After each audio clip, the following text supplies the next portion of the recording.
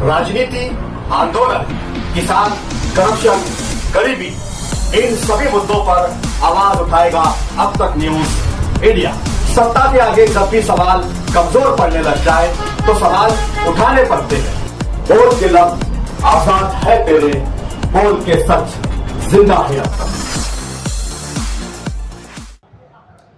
दरअसल बात कुछ ऐसी है कि 23 जून 2023 को जो बॉम्बे में एक लोकल इश्तिहार, जो लोकल पेपर वहाँ पे पब्लिश होता है सामना, उस सामना पेपर में संजय राजाराम राउत जो महाराष्ट्र के एमपी है, उन्होंने एक ऐसा इश्तिहार दिया था कि महाराष्ट्र के एजुकेशनल मिनिस्टर, जो कैबिनेट मिनिस्टर है, दादाजी दगड़ू भुसे साहब, इन्होंने गिरना सहकारी शुगर फैक्ट्री में 178 करोड़ का, यानी 178 करोड़ रुपीस का मिस अप्रोप्रिएशन यानी अपहार किया हुआ है।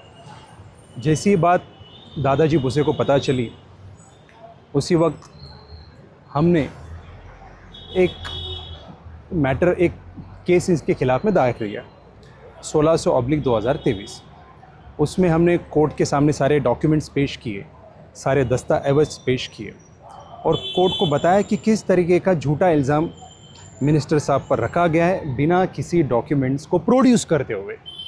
उस बात को कोर्ट ने मानते हुए 7 अक्टूबर 2023 को फैसला सुनाया और सीआरपीसी का कलम 204, जो अभी का BNSS का 227 हो चुका है इशू प्रोसेस, ये संजय राजाराम राउत के ख़िलाफ़ में उन्होंने निकाला। उसके बाद में 21 जनवरी 2024 को संजय राजाराम राउत ने जो है क्रिमिनल रिवीजन उसके ख़िलाफ़ में दाखिल किया। उसमें कहा कि जो इशू प्रोसेस उनके ख़िलाफ़ में हुआ है उसको स्टे किया जाए, उसको रोका जाए। उस वक्त हमने रिस्पोंडेंट, जो इसमें दादाजी भुसे थे, उनकी बाजू रखते हुए कोर्ट को बताया कि किस तरह के बेबुनियाद एलिगेशंस उनके ख़िलाफ़ में लेवल किए गए हैं और प्रीमा फेसाई अगर हम देखें तो कोई भी एलिगेशन इनके ख़िलाफ़ अट्रैक्ट नहीं होता। फिर भी हमने कहा कि एक सफिशिएंट अपॉर्चुनिटी उनको दी जाए ताकि वो कुछ मटेरियल रिकॉर्ड पर ला सके।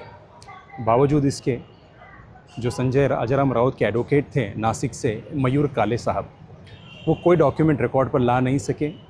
उन्होंने कई एप्लीकेशंस दिए स्टे करने के लिए। एक एप्लीकेशन 25 दिसंबर 2025 को उनका रिजेक्ट हुआ एग्जिबिट 27 पर, जिसमें उन्होंने कहा था कि इसको स्टे किया जाए।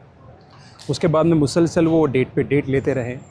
कोर्ट ने कहा कि अल्टीमेट हियरिंग की डेट दी जा रही है, इस डेट पे अगर आप आपकी सुनवाई नहीं देंगे, आप अपना आर्ग्यूमेंट पेश नहीं करेंगे, तो मुमकिन है कि फिर हमको ये मैटर क्लोज़ करना पड़ जाए और डिस्पोज करना पड़ जाए आपके खिलाफ। उसी दरमियान में MP साहब और मिनिस्टर साहब का राब्ता हुआ, उनका डिस्कशन हुआ और उसका फिर उन्होंने सेटलमेंट किया, अमाइकेबली सेटलमेंट हुआ और आज के रोज़ दोनों पार्टीज़ ने कॉम्प्रोमाइज़ करके, समझौता करके अपना मैटर विड्रॉ यानी वापस ले लिया।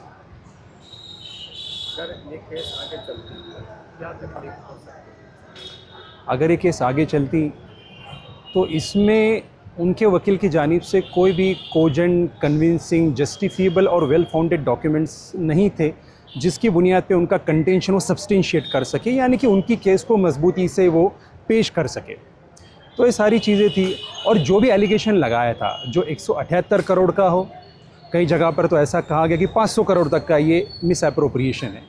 अगर यही सिचुएशन थी, यही हकीकत थी, तो कोई ना कोई तो डॉक्यूमेंट वो कोर्ट के सामने पेश कर दे, पर वो किसी भी तरह का डॉक्यूमेंट कोर्ट के सामने पेश करने में नाकाम साबित हुए। और ये अच्छा हुआ कि दोनों ने अमाइकेबली सेटलमेंट कर लिया और दोनों पार्टीज़ के बीच में समझौता हो गया।